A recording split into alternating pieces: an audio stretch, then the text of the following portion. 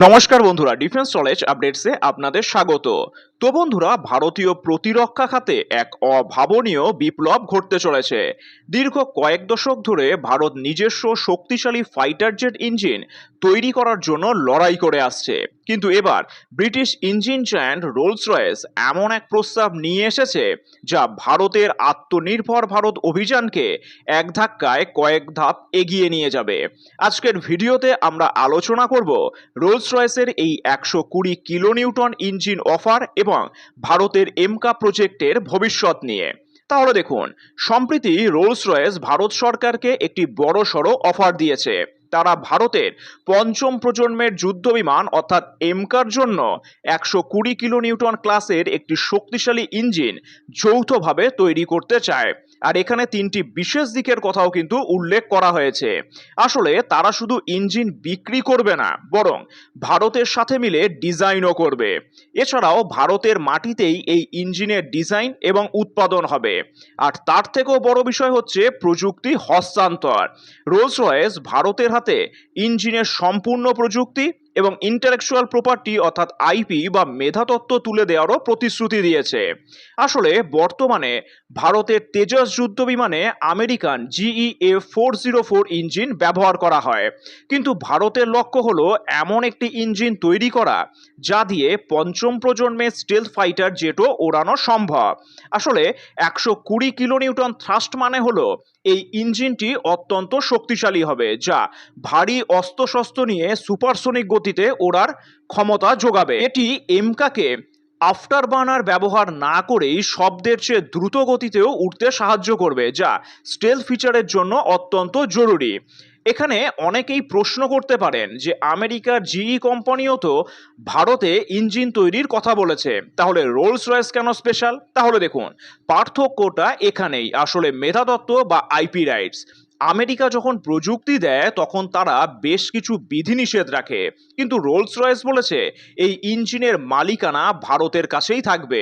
আর এর ফলে ভারত ভবিষ্যতে এই ইঞ্জিন অন্য কোনো দেশে রপ্তানি করতে পারবে।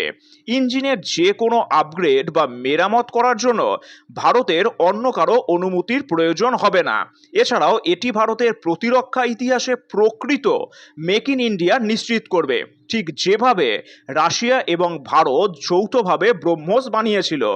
ভারতেই ব্রহ্মোস মিসাইল তৈরি হয়, কিন্তু তার একটা অংশ রাশিয়া পায়, অর্থাৎ লাভ্যাংশের।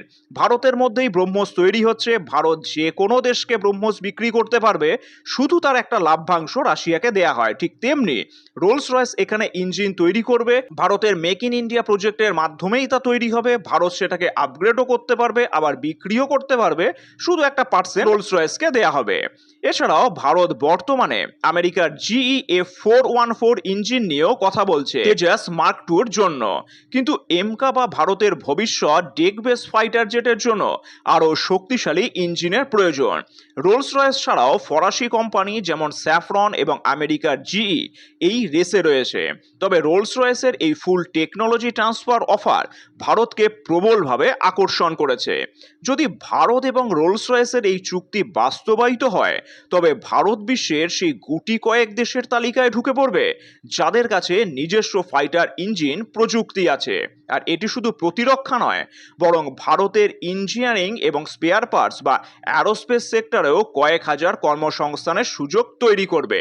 এবার দেখুন, রোলস রয়েস ভারতের সঙ্গে এই ইঞ্জিন তৈরি করতে চাইছে এবং সম্পূর্ণ টেকনোলজি ট্রান্সফার করতে চাইছে। এর কারণটাকে, এর অ্যাকচুয়াল কারণ হচ্ছে আমেরিকার সঙ্গে ইউরোপ দেশের এখন সম্পর্ক আগের মতো নেই। আর ব্রিটেন খুব ভালোভাবেই জানে যে ভারত আজ নয়তো কাল এমকা প্রজেক্ট তৈরি করবে। এখন এমকার সঙ্গে যদি ব্রিটেন কোনোভাবে যুক্ত হতে পারে, তাহলে ভারত এমকার জন্য একটি লম্বা অর্ডার দেবে, অর্থাৎ 250 বা 300 ফাইটার জেটে। তাহলে 250 বা 300 ফাইটার জেটের ইঞ্জিন তৈরি করছে কে? রোলস রয়েস ভারতের উদ্যোগে। এবং তার সঙ্গে ভারত এই বিমানকে যদি বিক্রিও করে, তাহলে সেখানেও কিন্তু একটি মোটা মুনাফা রোলস রয়েস কোম্পানি অর্থাৎ ব্রিটেনের কাছে পৌঁছে যাবে। আর এটাই তাদের মূল লক্ষ্য।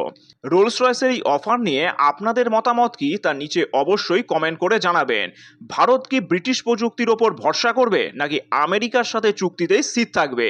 এই বিষয়ে আপনাদের কি মতামত, তা নিচে অবশ্যই কমেন্ট করে জানাবেন। আর চ্যানেলটি ভালো লাগলে অবশ্যই লাইক, শেয়ার ও সাবস্ক্রাইব করে দেবেন। ধন্যবাদ।